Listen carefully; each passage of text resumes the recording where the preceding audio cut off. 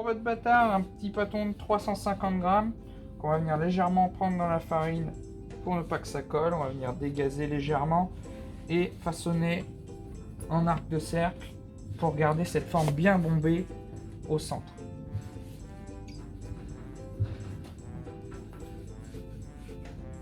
Voilà. Comme ça, vous avez une belle forme bien bombée sur le centre pour avoir un joli développement de votre pain à la cuisson. Donc pour votre bâtard tressé, il vous faudra un bâtard un tout petit peu plus long que prévu, avec un petit peu de fleurage sur la partie haute. On va essayer de prendre un peu plus qu'un rouleau, on va laisser dépasser de 2 cm pour bien allonger une languette. Pensez à mettre un petit peu de farine sous votre bâtard pour ne pas que ça colle à la table quand vous formez votre languette. Au niveau de l'épaisseur, la languette, pas plus d'un demi-centimètre.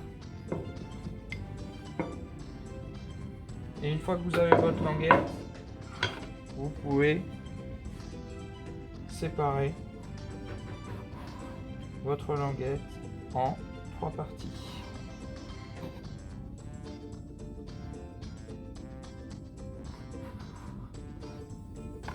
Une fois qu'elle est séparée en 3 parties, on peut procéder au tressage en tirant par contre sur les 2 bandes à chaque fois pour avoir un tressage bien régulier et bien joli.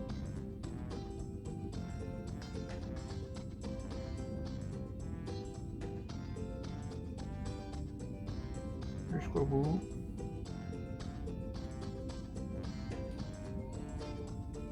On peut coller l'extrémité. Une fois que c'est fait, on peut reprendre notre bâtard à l'horizontale.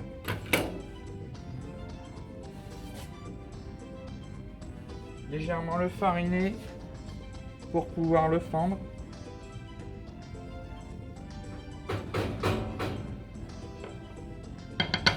Une fois qu'il est légèrement fendu, pensez à enlever le surplus de farine.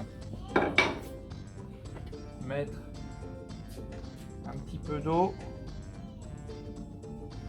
et sur les côtés légèrement d'huile. Bien sûr très peu d'huile, hein, c'est juste pour éviter que ça colle sur la partie du haut du tressage. Et ensuite on vient rabattre le tout et même se venir dessous pour faire adhérer, et on peut tirer un petit peu pour venir sur l'huile afin de donner un petit peu de volume à notre tressage.